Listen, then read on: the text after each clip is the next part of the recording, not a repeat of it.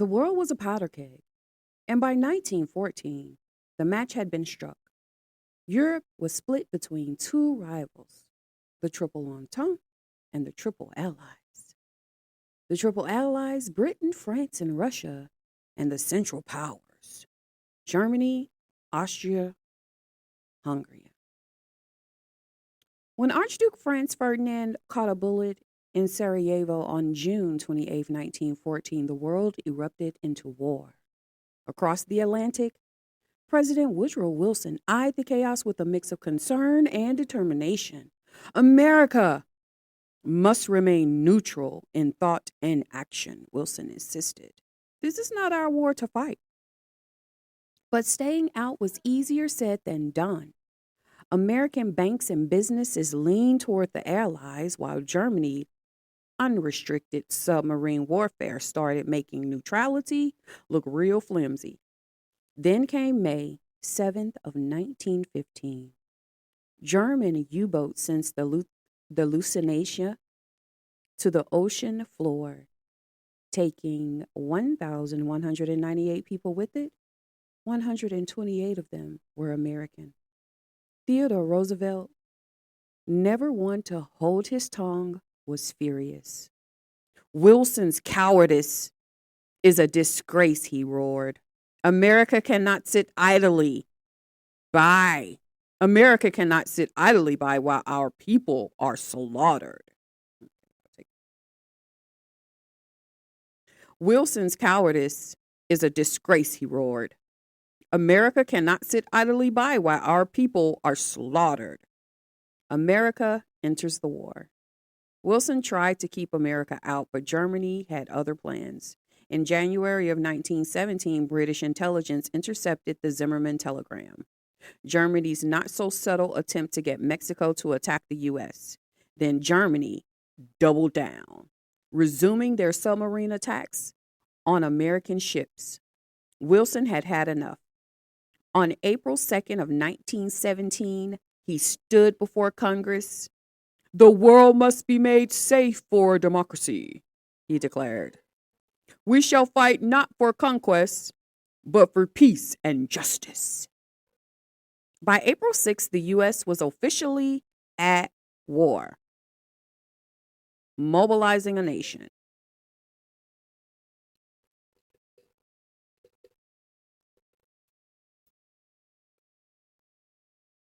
The implementation of the Civil Service Act. In May of 1917, Woodrow Wilson, is that 1917? Yeah, sometimes I be forgetting y'all. That's going to be an outtake. May of 1917, Woodrow Wilson implemented the Civil Service Act, drafting 2.8 million men into uniform. Among them were African Americans eager to prove their loyalty. Though the military still kept them in segregated unions, W.E.B. Du Bois, ever the strategist, saw an opportunity. Let us fight for the world's freedom, he wrote in The Crisis, and in turn demand our own. The Harlem Hellfighters took the challenge head on. Fighting under French command, they earned more medals than any other U.S. unit.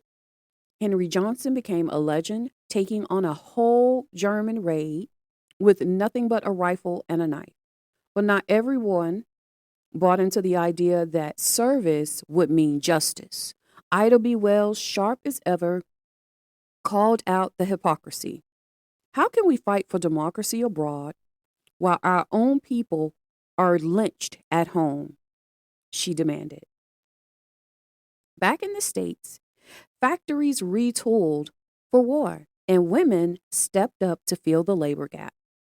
The War Industries Board, led by Bernard Baruch, made sure resources flowed where they were needed.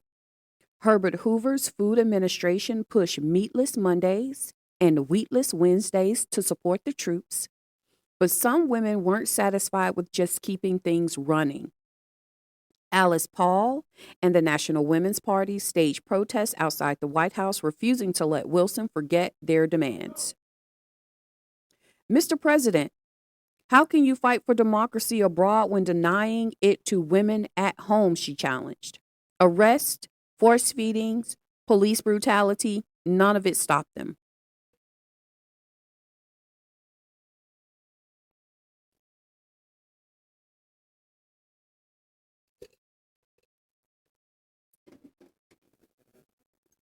By 1918, American troops turned the tide. The Hundred Days Offensive crushed Germany's last hopes. On November 11, 1918, the war ended. Wilson arrived in Paris in 1919 with a vision, his 14 points, a blueprint for peace. But European leaders wanted revenge, not reconciliation. The Treaty of Versailles was a brutal punishment, planting the seeds for future conflict. Back home, Wilson faced another battle. Senator Henry Cabot Lodge led the charge against the League of Nations. We will not surrender American sovereignty to international bodies, Lodge declared. The Senate rejected the treaty. Wilson, exhausted and defeated, suffered a stroke. America had won the war but refused to lead the peace. The Senate rejected the treaty. Wilson, exhausted and defeated, suffered a stroke. America had won the war but refused to lead the peace. For Black Americans, hope for equality was met with violence. The Red Summer of 1919 saw white mobs attack Black communities across the country.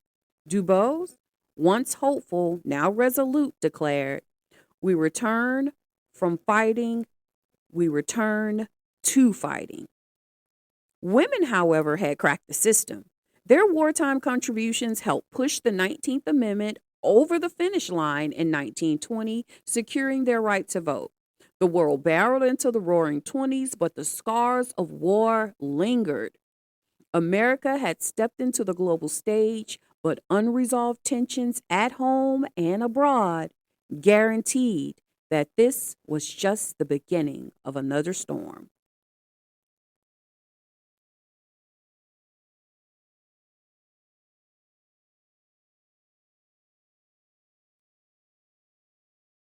So let's recap.